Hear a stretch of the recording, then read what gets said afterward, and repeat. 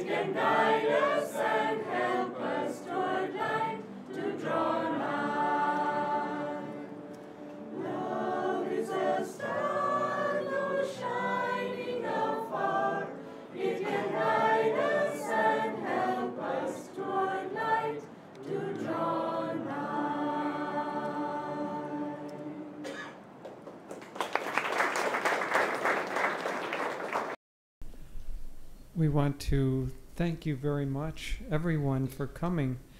We were told of all the cities in India that Chennai loves music the most. And so we thought it was appropriate to start with the choir singing a couple of songs and also with the chant. David G and I want to talk about a subject very dear to our hearts, which is the message of Paramahansa Yogananda and the Kriya Yoga masters. And I want to talk primarily about two aspects of that. We could talk for months about all the facets. It's like a beautiful diamond with hundreds and hundreds of facets to it. But in a limited time, I want to talk especially about two aspects of that. The first is, what is Kriya Yoga and what is that message?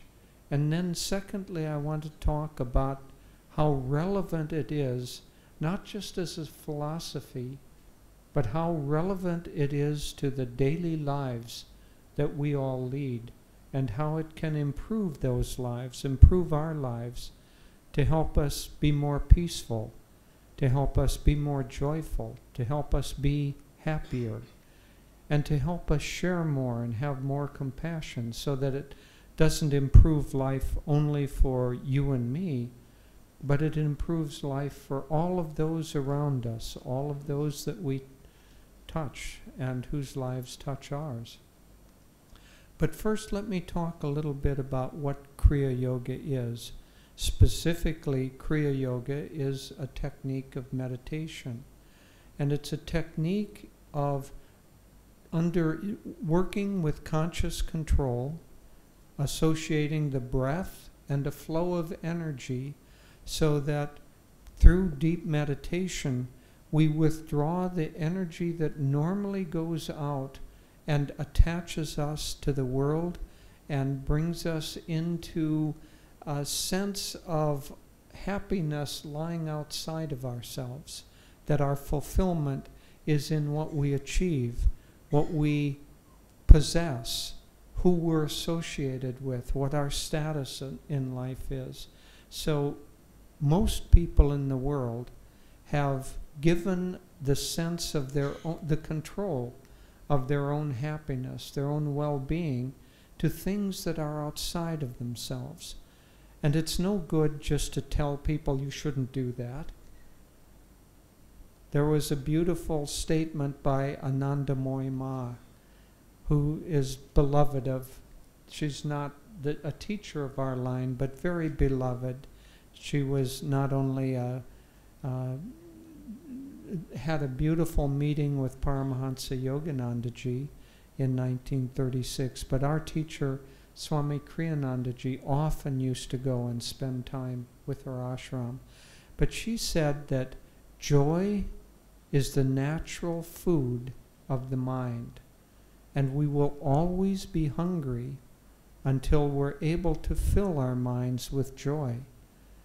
And she further told her disciples, if someone is seeking something in the world, if someone is seeking a partner or a job or possessions, whatever they might be seeking, don't try to stop them. They're hungry. They're hungry for joy. They're hungry for happiness. And until they find the true food for the mind, of course they're going to seek things in the world. So don't try to stop them. Just try to give them more of the true food of joy. And so Kriya Yoga works in order to help us withdraw the energy that normally goes out, and withdraw it and uplift it. And the center of joy, where we meditate normally, the center of joy in the body is at the kutastha, at the spiritual eye. And if we can hold our consciousness there, uplift it and hold it there, then the innate joy of God, the innate joy that resides in each of us, becomes the food that fulfills us. And so Kriya Yoga is a technique that helps us achieve that. It's also, the meaning of Kriya Yoga is action. And so Kriya Yoga is not just a technique for meditation, but it's a whole way of living in this world. It's not enough for us to achieve joy for a little while in our meditation room or our puja room, and then leave our spiritual life hanging on the wall of our meditation room and go out into the jungle of daily life and compete and try to climb over the backs of other people, to perhaps act adharmically. We have to bring our spiritual life into our daily life. And that's one of the prime messages of this great line of Kriya Yogis, that the time has come to merge daily life and our spiritual life. And I would like to talk a little about that theme. Now, Kriya Yoga is a technique that has been known for millennia. In fact, Paramahansa Yogananda ji said that when anyone is a sage who meditates deeply and who has direct contact with the divine, they will rediscover Kriya Yoga or a technique similar to it, because it has to do with our own central nervous system. Yogananda ji said that the true altar is not a temple where we go to worship, or a place that we place images or murtis. The true altar is our own central nervous system. And the images, the murtis, the temple are meant as aids to help bring us into contact with our own higher self. And so that true temple that we're trying to awaken is a portable temple. Our own nervous system is not, we don't leave it when we finish our meditation. We carry it with us. There was an American humorist named Mark Twain, and he said, somebody asked him if he ever took a vacation, and he said, well, I would love to take a vacation, but unfortunately that fellow Mark Twain always has to come along with me.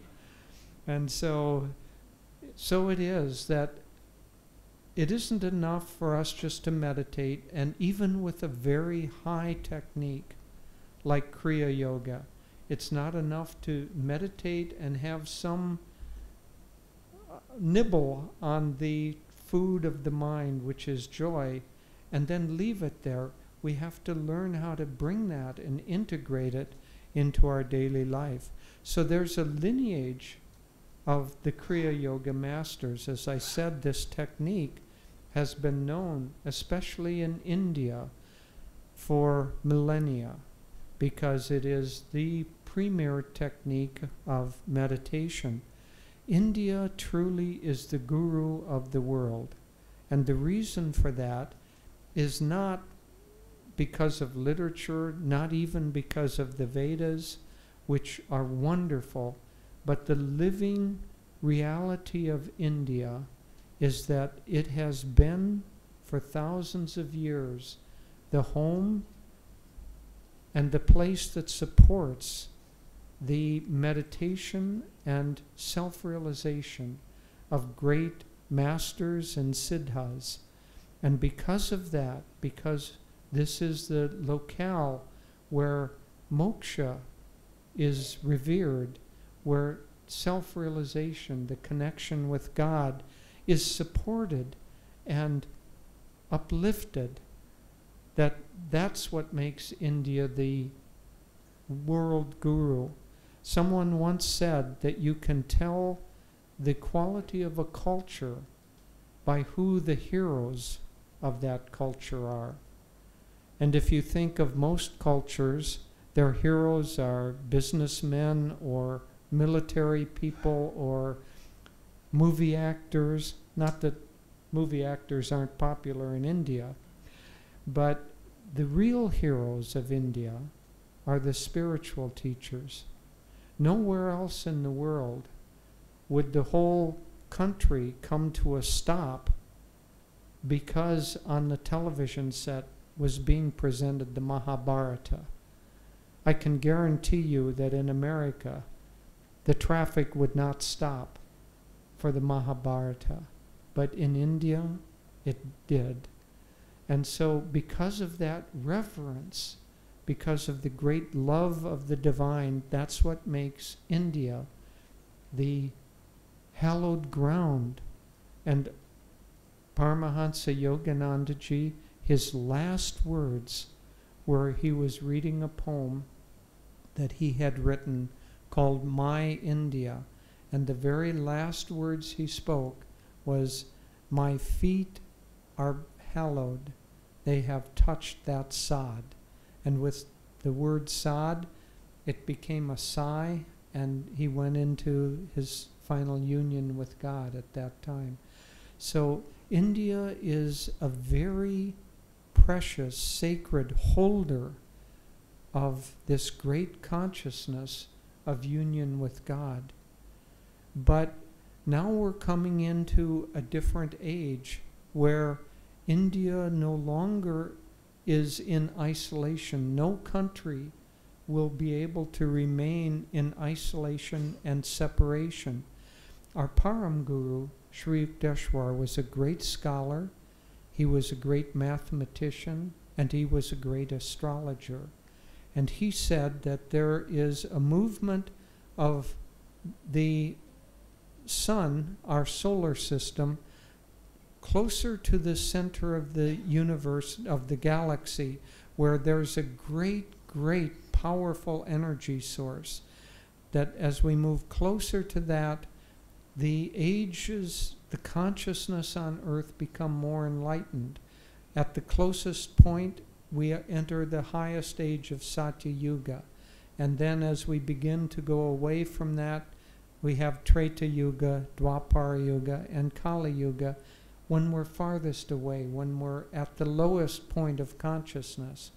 He further went on to say that this is a 24,000-year cycle, and that The low point of that cycle was about 500 AD, and then ascending, we're in an ascending age from that time on. And coming into about 1900 or so, there's a bridge from 1700 to, about 1700 began the age of Dwapara Yuga. Now we're in an age of energy, but among the other things of that age of energy is that we can tell this world is growing smaller. This world, one of the primary effects of Dwapara Yuga is that the delusion of space begins to disappear. So 200 or 300 years ago, 500 years ago, to speak of America wasn't even thought of, wasn't even discovered. Other countries were known a little bit, but nothing like today. Now, I hope all of you have suspended your mobiles, but if one of you hadn't and you get a call on that mobile, you don't know whether that call is coming from Chennai, from China, from America, from Australia. It could come from anywhere on the whole planet, because now we're beginning to see a communication between all areas. But if we go into an age of coming into a shrinking world, if we go into that in an imbalanced way, then it won't lead to our own happiness. This is what spirituality is all about. It isn't about is pleasing God in the sense that he'll be angry with us if we don't do a ritual or say a prayer in the proper way, and he'll be angry and punish us. True spirituality is about realizing that God wants our own joy. He wants to help us awaken to that joy. He wants our happiness. Because he is us, he wants everything good for us. And so the techniques, the true religion, is that which helps us unite with one could say, the source of everything good, the source of all joy, is to reunite us with that. And Kriya Yoga helps us with that. But in this lineage, about 150 years ago is when Kriya Yoga was released into the world again during Kali Yuga. Because it was a high technique, it was kept away from the general population of mankind because they couldn't understand it, they couldn't practice it. Also during that time, if you were spiritual, you would go away from society. You would leave your home, perhaps go to the Himalayas or go to an ashram, and you would not mix with the world. But the time, starting about 150 years ago, Babaji, who is a deathless master, living in India, again, India is the guru of the world, he knew that it was time in this movement of upward energy to re-release the technique of Kriya Yoga into the world. And so he drew to him Lahiri Mahashaya, who incarnated for this purpose. Lahiri Mahashaya was a great master who lived in Varanasi, and he received Kriya Yoga technique from Babaji, and then he himself asked Babaji, who told him, give this technique only to highly advanced disciples. And Lahiri, it's all a play of God.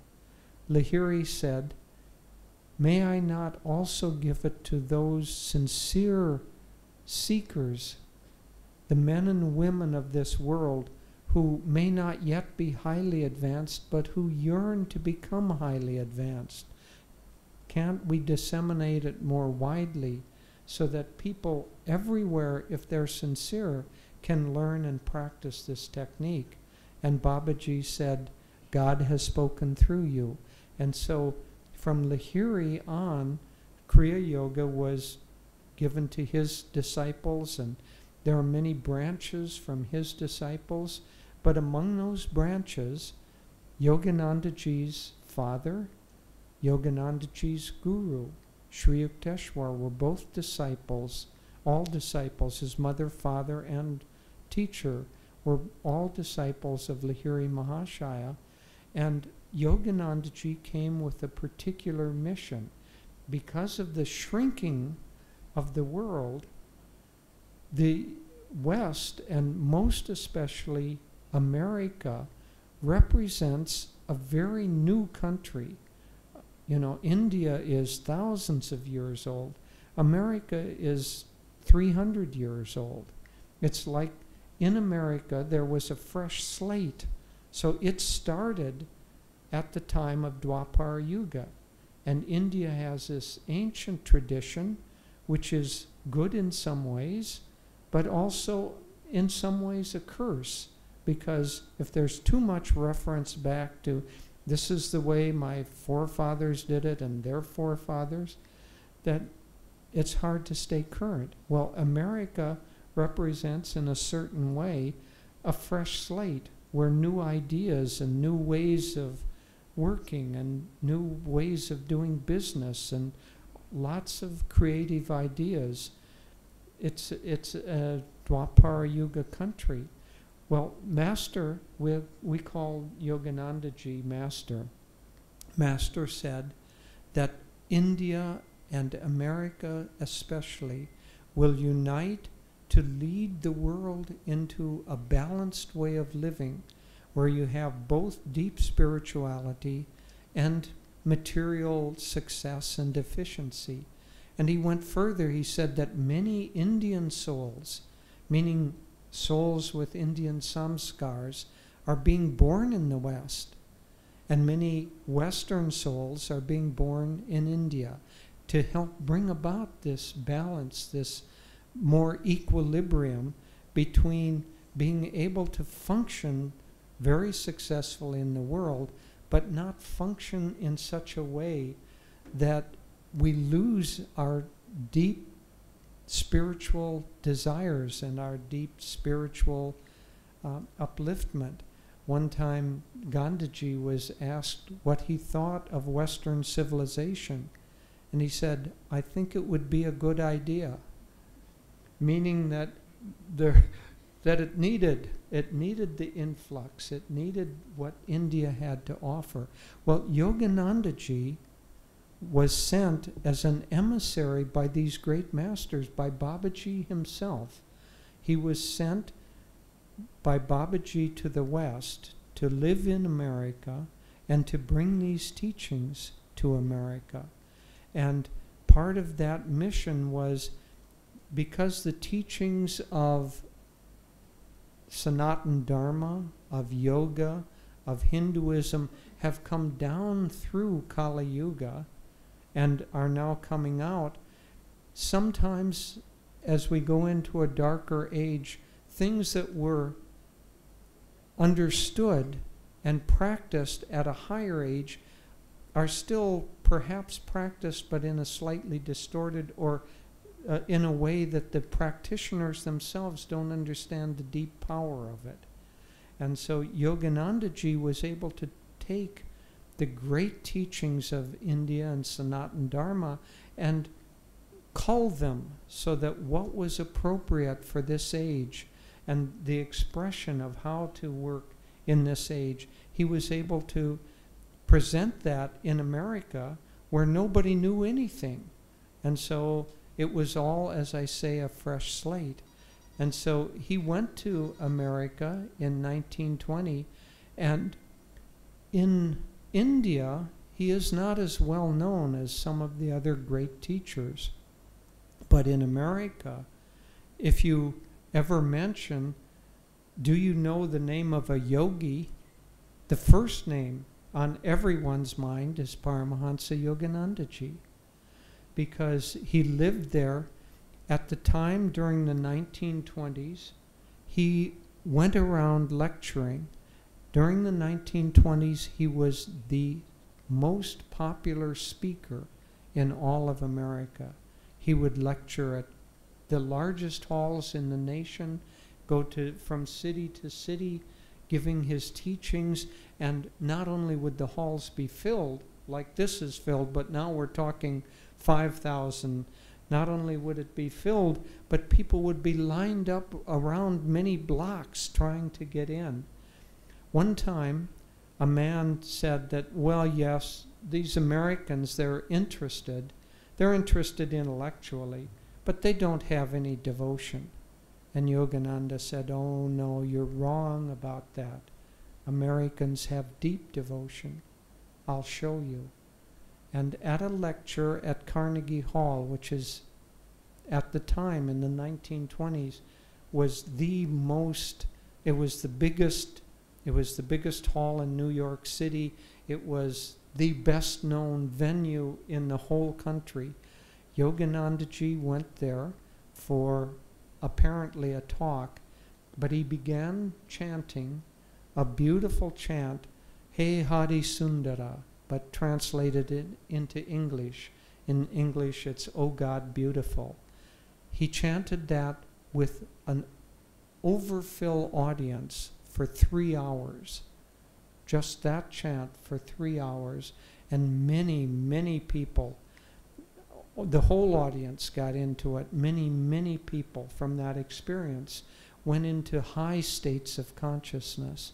So Yogananda was churning the ether, churning the consciousness and the vibration of America, bringing these teachings of Sanatana Dharma, of Kriya Yoga, and the lineage from stemming down from Babaji through our lineage. He was bringing that to America, and most especially, as was mentioned in the introduction, in 1946, he released the book Autobiography of a Yogi. Now, Autobiography of a Yogi is I would have to say, the best known spiritual literature in America. And it combines with the creativity and the business acumen and the Yogananda said, I love the spirit of Americans that says, tomorrow, why not now? And so he loved that. Let's do it. Let's get to come to grips with it. You know, probably the iconic modern American businessman, if you had to pick one, many people would pick Steve Jobs, the founder of Apple and starting of the iPhone and iPod and all the I's, you know. So Steve Jobs had an iPad on which you can read books. He had a single book on his iPad, and he read that every year, and that single book was Autobiography of a Yogi. At the time of his death, for his memorial service, he ordered, in advance of course, 500 copies of the Autobiography of a Yogi to be given away to the people who attended there. So Yogananda started a revolution. This lineage of Kriya Yoga masters started a revolution in America, and that revolution is vibrant and alive and growing. When Yogananda came to America and started teaching meditation, nobody knew what meditation was. They might have thought of the word, if they thought of the word at all, it meant read a little passage from some book, some scripture, and think about it. Well, that isn't meditation. Meditation is dhyan, it's absorption. And so Yogananda was teaching meditations, but at the time he began, nobody knew what meditation was. Now in America, I just read statistics that say that over 14 million people meditate daily in America. And that's just in 50 years or 60 years. And that consciousness is going to grow and grow and grow. So let me talk a little bit, just briefly, about the other aspect that this great line of Kriya Yoga masters, what another message of this line is that meditation and daily life, it is no longer the time to keep those separated. It is now the time to bring those two together. So bring together the joy that you feel in meditation, or the peace, or the wisdom that comes from it, to bring that into your daily life, to bring it into the kitchen, bring it into the living room, bring it into the office, bring it even into driving in traffic. You can drive calmly with an uplifted consciousness, or you can drive in an angry way, upset. Well, why not meditate, lift your consciousness, and do what you have to do with uplifted consciousness, not with downtrodden, downward pulling energy. And so part of the message, the teachings of Kriya Yoga and these great Kriya masters is that the time has come to integrate our spirituality and our ideals, our spiritual ideals in our daily life. And specifically, Yogananda said that people who are wanting to live a spiritual life, who want to meditate, they should form communities and live together. And our founder, our Swamiji, Swami Kriyanandaji, heard that message from Yogananda, and he began the first of these, what Yoganandaji called World Brotherhood colonies. He began the first of those in 1968, and I was with him at that time. Since that time, these colonies or these communities have grown up around the world.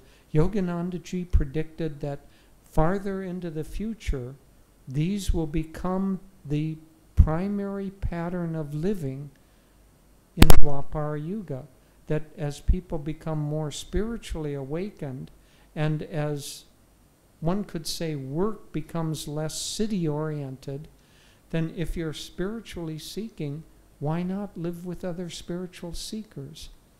But I want to come back to the theme of the merging of spiritual ideals with daily life.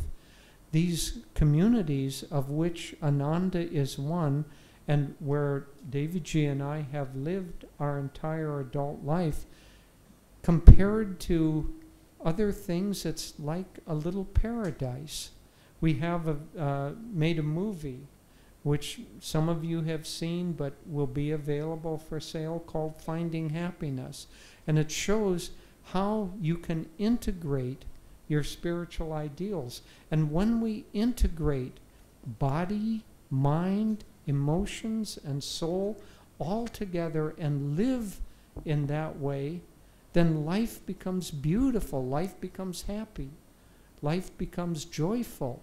And not only that, but in the midst of that environment, see, we've been carrying on, this is a scientific age, and we have been carrying on a scientific experiment for over 45 years. Can high ideals be lived in daily life? I can tell you the result of that experiment. Absolutely they can be lived. And when they're lived, everything else that we're seeking begins to come together. We have a school system based on this. Sometimes parents will come and they'll say, oh yes, it's nice to teach children spiritual things and how to be happy and being nice, but this is a competitive world. Your children have to be able to go out and get jobs. They have to be able to get into schools. Well, how does your school score in those areas? The Ananda school scores in the 98th percentile of all schools in America. Because when you have children who are fully integrated, they're integrated and successful, not just on what one could call the fuzzy-wuzzy levels, but they're integrated in all other levels.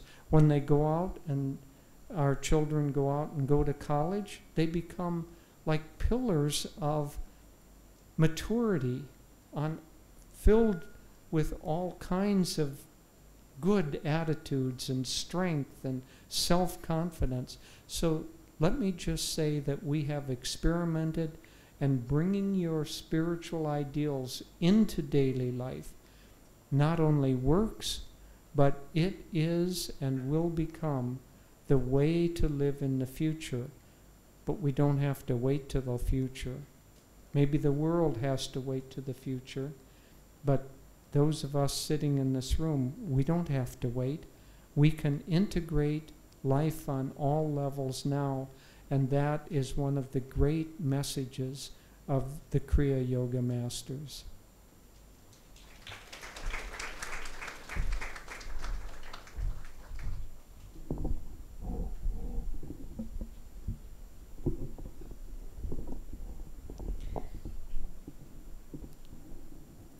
Good afternoon, everyone. Namaste. Good.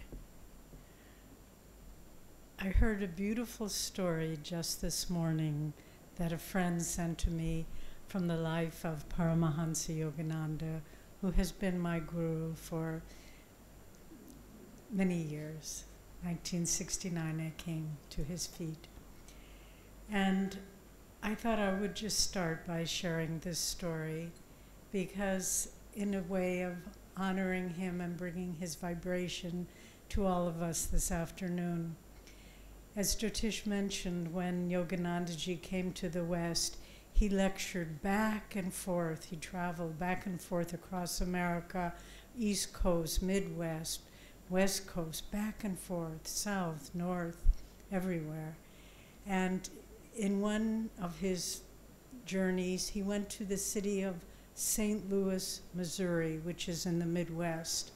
Happens to be where I was born, but nevertheless, this is where the story took place before I was born.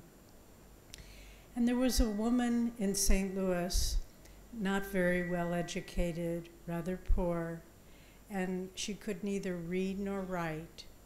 And she was working in a restaurant. She was the dishwasher.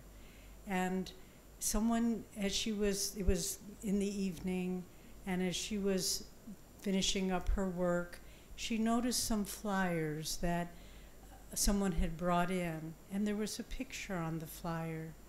And she was so drawn to this picture, she said to her boss, and she was a little bit afraid of her boss because she didn't want to lose her job. She depended on it for her livelihood.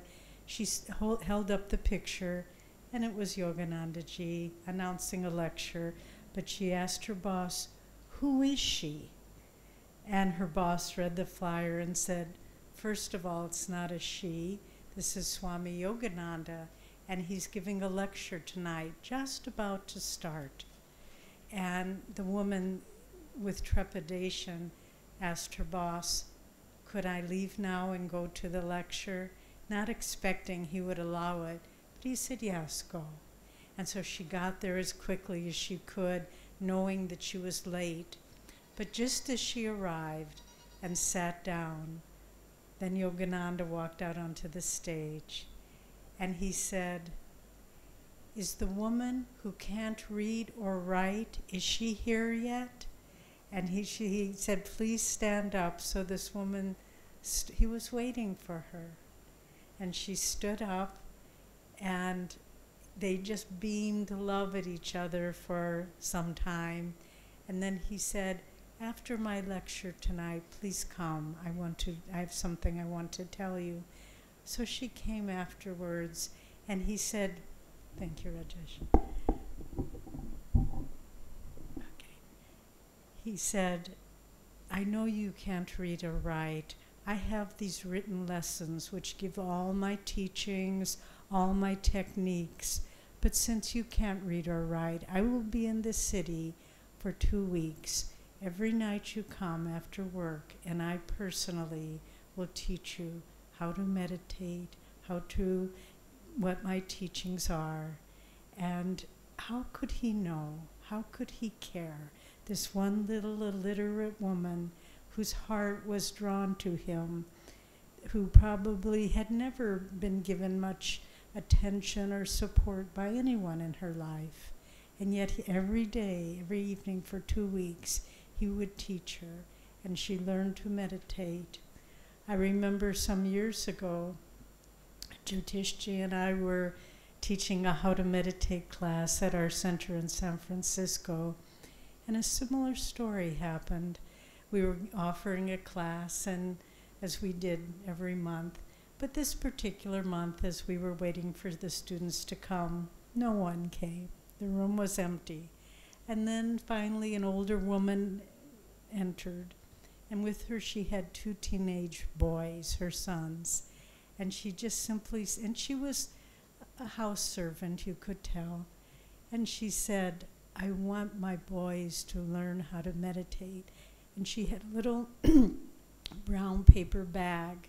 She opened it up, and it was filled with bills that were all rolled up and soiled and old. She had been clearly saving the money for them to take this class. And I didn't want to take her money, but I thought, well, it would be insulting to her if I didn't take it. So those 3 were the only students in that class, the woman and her 2 boys, but they came every week. And believe me, they learned how to meditate. We never saw them again. I don't know what became of their lives. But Jyotishji was speaking, I have to say impersonally, with great eloquence, of the changing of the ages. But in that changing of the ages, we have to remember that the world is moving quickly. The value of the individual is being lost. The value of our place and our importance in the larger scheme of things is being obscured. And so the message of these great masters is once more to awaken us to the divinity innate in every human being. In Yogananda's great spiritual work, his autobiography of a yogi, how many of you have read it, by the way? Please raise your hands. Oh, that's very, very nice. That's very nice. I read it when I was 22 and never looked back. But in his autobiography of a yogi, he, in the wonderful chapter, An Experience in Cosmic Consciousness, he talks about the day when he was in his guru's ashram, Sri Yukteswar's ashram, and Sri Yukteswar calls, and he was meditating in an upper room, and Sri Yukteswar called down using his birth name before he received the monastic name, Makunda, and he's come down here. And Yogananda was upset, and he called down, Master, I'm meditating. And Sri Yukteswar called again, Makunda, I said, come down now. And he said, but Master, I'm meditating.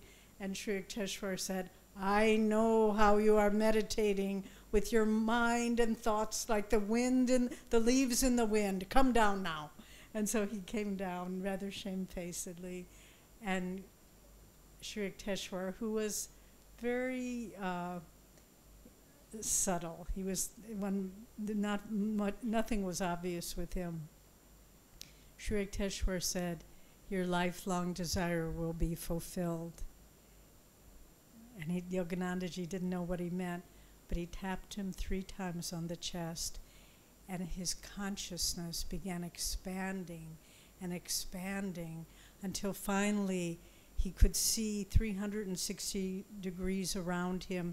He could see through the walls. He could see past the borders of the city, past the boundaries of India, across the oceans, beyond the planet, beyond the reaches of the solar system. On and on his consciousness expanded until, as he said, I looked at all of the universe, all of creation, as though the lights of a city twinkling from afar. And then he realized that the center of the entire imperium, the entire created world was located at a center of intuitive perception within the human heart. And so the message of these masters is to say, if you want to find God, you must look within. If you want to find happiness, you must go within and find that God presence within yourself. And the technique of Kriya Yoga, as Jyotish was describing, helps us, as Master said, new hope for humanity. It helps us to awaken by withdrawing the energy. You know, if we have a pile of leaves, to use the image that Sri Yukteswar used, if we have a pile of leaves in this room and we want to keep them all in order, these fans are not going to help. They're going to just blow the leaves all over. So often when we sit to meditate, people said, well, I want to meditate, but I'm so restless. I can't control my thoughts.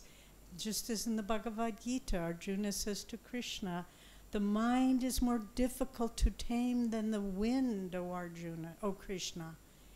And so we receive these techniques that pull the plug on the fan, meaning it withdraws the energy that animates the restless mind. It's such a tool. If you want to meditate, if you want to feel the peace and calmness of your own being, and that the moment you step out of your house in each day, the world is like an onslaught of impressions and sounds and noises and fear of what may be. But if you pull the plug on the energy that animates the restless mind, and we begin to relate to the world from the center of our own being, we can walk, as Yogananda said, the yogi can stand unshaken amidst the crash of breaking worlds. And I have lived this teaching. I have seen in our own life, some of you know the story, some of you don't, our beautiful community that Jyotish was describing was burnt to the ground by a forest fire. Everything was gone. And yet there we stood, and we looked at each other. No one was injured, fortunately. After 8 years of building this beautiful rural community, nothing was left but ashes. But we looked at each other, and for me it was one of the strongest demonstration of the power of Kriya Yoga. We looked at each other and we said, today's a new day. Let's begin our life with joy, with strength, with courage, with faith in God, and see what happens. And we were able to rebuild even more beautifully than before. Someone who has seen the movie Finding Happiness, which is in Hindi subtitles for those of you that's helpful, said, I don't understand. Is that community in the movie? Is that the one that burnt down? And we said, yes, it is. It was like the phoenix. It arose from the ashes. And so it can be with each of our lives.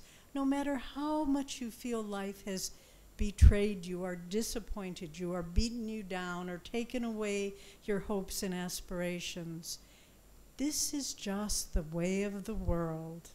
It is the changing Sukha Dukkha Dham, talks about in the Gita, the alternating waves of pain and pleasure. Don't expect anything more. You never will find it in this world. But through the science of yoga, and particularly Kriya Yoga, we can begin to withdraw that energy. And then what will we do with that withdrawn energy? We raise it up to the higher centers of consciousness so that whatever we perceive in life, we see it with the eyes of a higher awareness. Several people remarked to me in the last few weeks, said, I want to say also, when someone was introducing us, and they said, we live in California. We live half of the year in India. We have an ashram in Gurgaon. We have nice rooms there. We live there, and then we travel around. So India is our home, too. And we so enjoy being here with our Guru Bhais, with our friends, with truth seekers here in India. But the ability to take that energy that we've awakened through meditation and then to raise it up, and then we see the world in a different way. Several people have commented to me, and it was surprising in the last few weeks as we've been traveling around India. They said, you see things in such a positive way. Everything you look at, you only see the good in it. And I hadn't ever thought about that, but I didn't used to be that way. But through the practice of Kriya Yoga, where it lifts the consciousness so that you see the world, if I may say, through a God's eye view of it. Once Yogananda was with some of his disciples, and he said, if you only knew how beautiful you are, I see you all as beings of light. And that's how he saw us. And our teacher, Swami Kriyanandaji, sometimes he would walk into a room and he would say, good morning, all you great souls. And we would look around to see who he was talking to. We thought maybe some great souls had come into the room that we didn't know about. But he was talking to us because that's how he saw us, through the eyes of God, a God's eye view. So the practice of Kriya Yoga, it's not just nice words. It transforms the consciousness. And recent breakthroughs in medical science is affirming this, is proving this by bringing energy to the frontal lobe of the brain, which we can call the Kuthastha, activates the center of joy and peace and well-being and happiness. And so it's not just nice words, it's a reality. You owe yourself that experience to find out, what does it feel like if I can activate that higher energy within myself? How will it affect how I relate to my children, to my husband, to my wife, to my coworkers, to that grumpy neighbor? And you can do it all with a God's eye view. And so you see them and you accept them as a struggling human being. How does that energy affect your ability to address any task you have at hand? With extra energy and concentration, you can bring it to bear and you can come up with solutions, whatever it's about, science or business or creativity or the arts, whatever it may be. But your mind becomes alive with activity in a calm way, in a centered way. Swami Kriyananda, our teacher, wrote 150 books.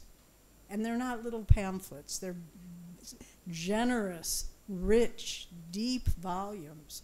How is that humanly possible? We were with him for much of the time he was writing.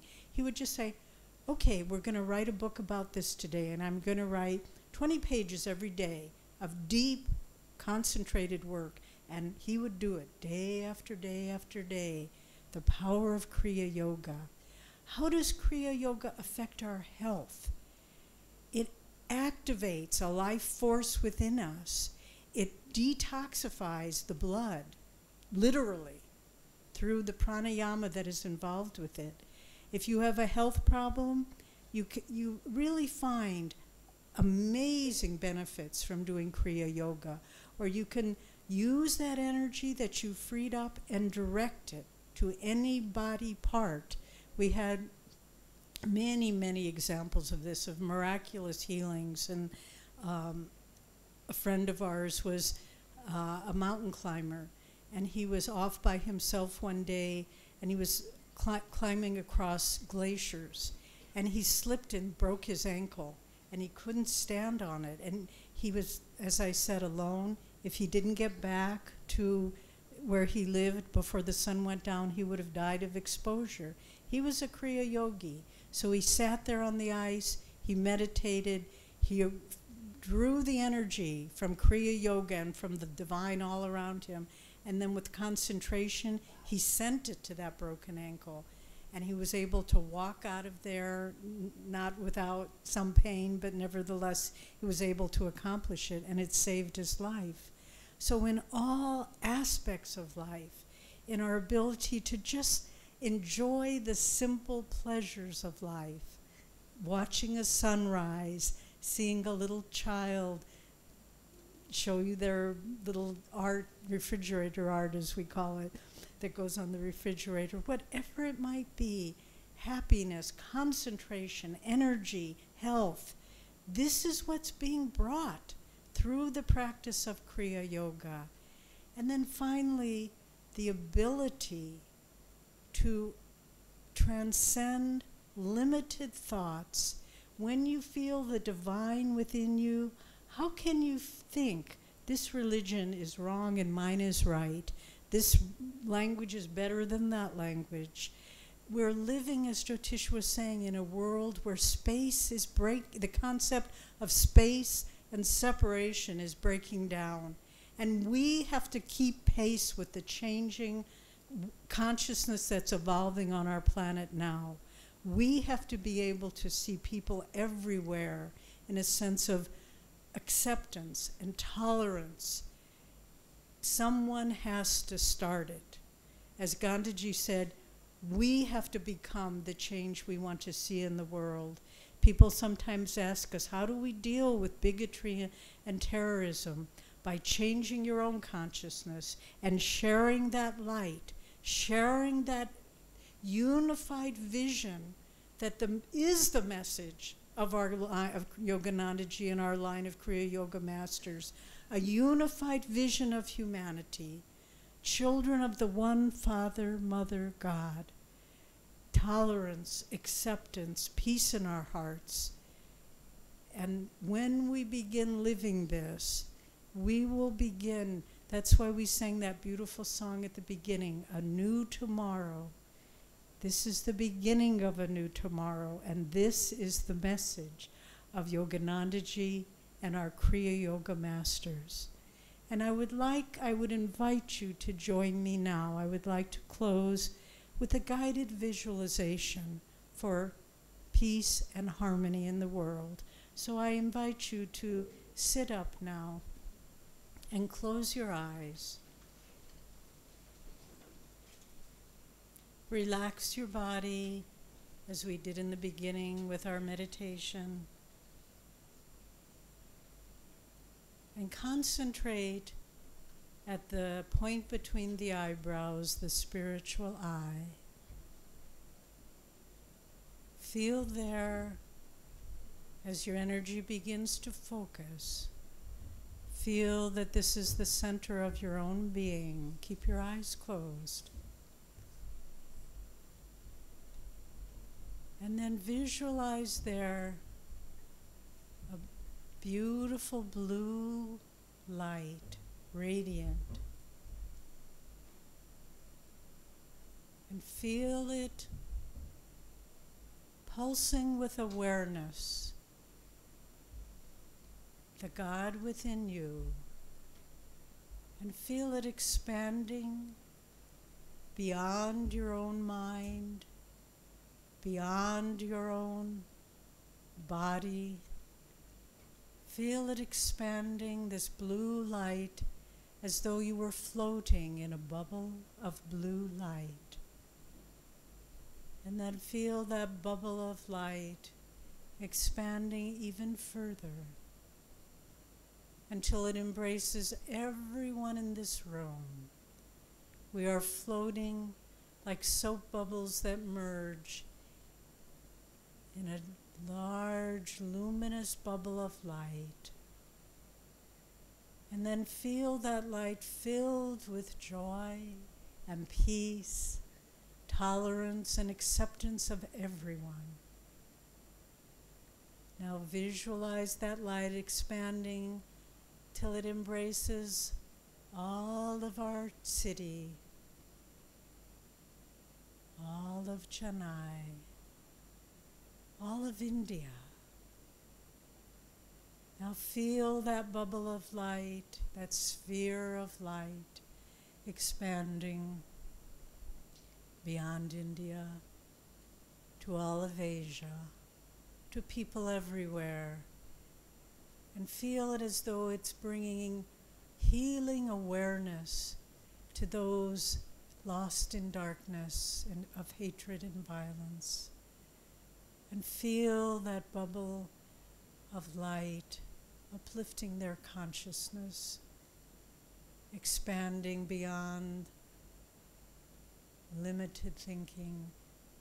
And then visualize this light expanding, embracing the oceans, all continents, our entire planet Earth, surrounded in a sphere of light. A light that comes from within us, a light that emanates from the heart of all creation, a light known by the Himalayan masters and saints of all religions. And feel that light unifying our planet, bringing us into one world family, children of the Divine Mother, the Heavenly Father, who loves us all. And may we be born anew within, and may our planet awaken to a new tomorrow of limitless cooperation and dharma and divine friendship and joy.